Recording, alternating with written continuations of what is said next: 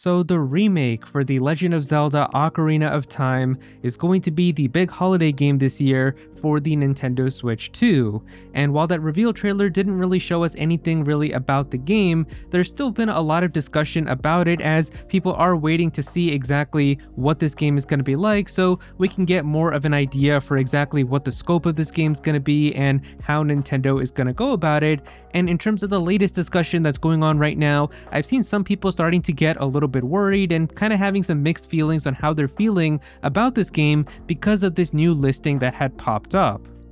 So what am I talking about? Well, it seems like the website PlayAsia has listed the physical version of the Ocarina of Time remake at a price of $60. Now this is the exact same price as the Star Fox remake, which came out a few weeks ago, as that game is $60 if you buy the physical cartridge version, but then if you get it on the eShop, it's $49.99.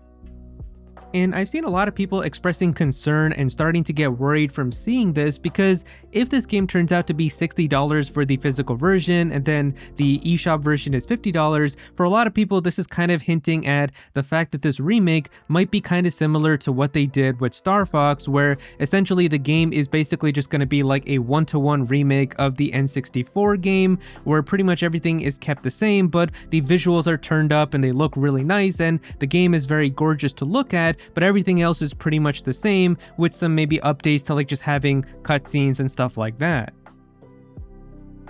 And I know it's kind of silly that people are getting worried or concerned that they might have to spend less money on a game, but I think it's clear now that Nintendo definitely has some type of like tiers or rating system with how they price their games, as we have seen now that when they did announce that the digital versions of games are going to be cheaper, a lot of people were thinking that that was going to be like an overall just $10 kind of decrease for all Switch 2 games, and that they were going to be priced better now and that this was a good thing for the consumer. But now we have definitely seen that $80 games have come back, so this isn't actually the case. So I don't really know exactly how Nintendo goes about this, because I definitely would not have made the brand new Mario Tennis game be $69.99, but that is what Nintendo chose. And we have also seen now that the new Fire Emblem game that's going to come out, Fire Emblem Fortune's Weave, is going to be $69.99 if you buy it on the eShop, which then means that the physical version is $79.99, so it's technically like the second $80 game that we have after Mario Kart World.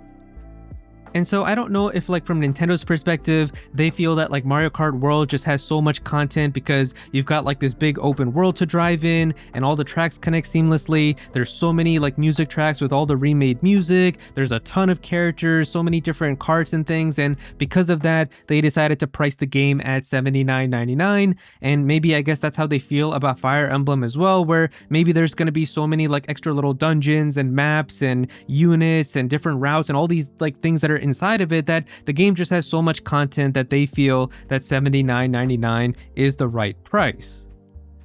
So that's why, like, going back to Ocarina of Time, if the game ends up being $60 for the physical version and then the digital version ends up being $50, then it might not really seem like the game is going to be as ambitious of a remake and really kind of doing a lot of things that people had hoped for, but rather it's just going to be kind of a simple one-to-one remake where it's going to be very much like how they did the Star Fox remake, and that's why they're pricing it like that.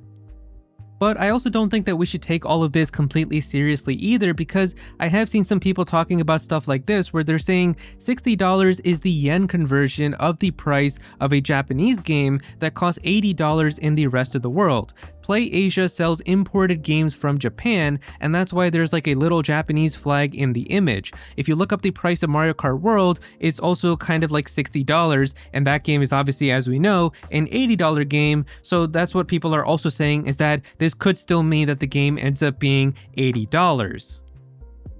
And so this could very well be true as well. We're just gonna have to wait until Nintendo finally decides to give us more information about this game and then give us the official pricing, and then we'll be able to really see for ourselves. But that is of course just the big discussion that's going on right now with this remake, because everybody is just so curious to see like what type of remake is this game gonna be. Is it actually gonna be more of like a reimagining, or kind of just more ambitious and adding new content and really fleshing out things and trying to do more with Ocarina of Time, as if it was made in like 2026, or is it just gonna feel like the N64 game again, but with a fresh coat of paint and really beautiful visuals, but the game is still very much the same as it was on the N64.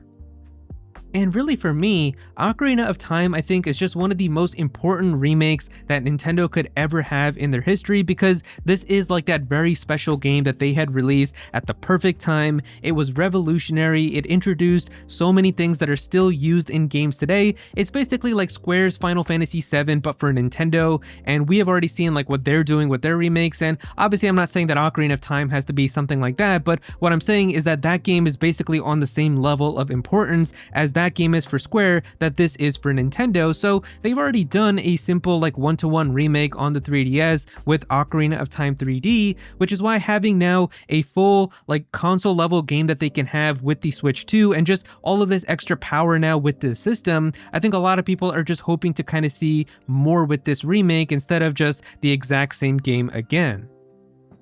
But then again, I guess Nintendo kind of did do the same thing with Star Fox, as Star Fox 64 3D is pretty much just the one-to-one remake of Star Fox on the N64, and then with the Star Fox game that we got on the Switch 2, it was pretty much the same thing again. But I feel like Nintendo has to have some bit of self-awareness that Ocarina of Time and Star Fox 64 are not the same game. One is clearly much more revolutionary, beloved, and important, so I do have a little bit of faith that they are going to add more with this remake, and especially kind of making this be like the big holiday game and not really showing us a lot about it either. I think there's a reason for that, and they're really going to kind of surprise us when we do get the final unveiling. And so yeah, that is pretty much just all the discussion that's going on right now about this Ocarina of Time remake. If you guys enjoyed the video, definitely be sure to click that like button and also subscribe to the channel as well. I'm definitely gonna have some more Nintendo videos, so be sure to subscribe so you don't miss out on that. Comment down below and let me know what you think about this. Do you guys think that the Ocarina of Time remake is gonna be pretty ambitious, or do you think that it's gonna be very similar to the N64 game? And how do you feel about this pricing with the $60 apparently on PlayAsia? Do you think that it means anything? Are you worried by it or not really? How do you feel about it all? Definitely be sure to comment down below and let me know. But if you don't have anything to say about it, just comment your favorite emoji down below for some engagement. I would really appreciate it. Go follow me on Twitter at Aero so you can be featured in videos, and also join my Discord server as well. We've got a bunch of people in there who are always talking about Pokemon and Smash Bros and Nintendo, so definitely be sure to join that. But yeah, that's pretty much it. Thank you so much for watching.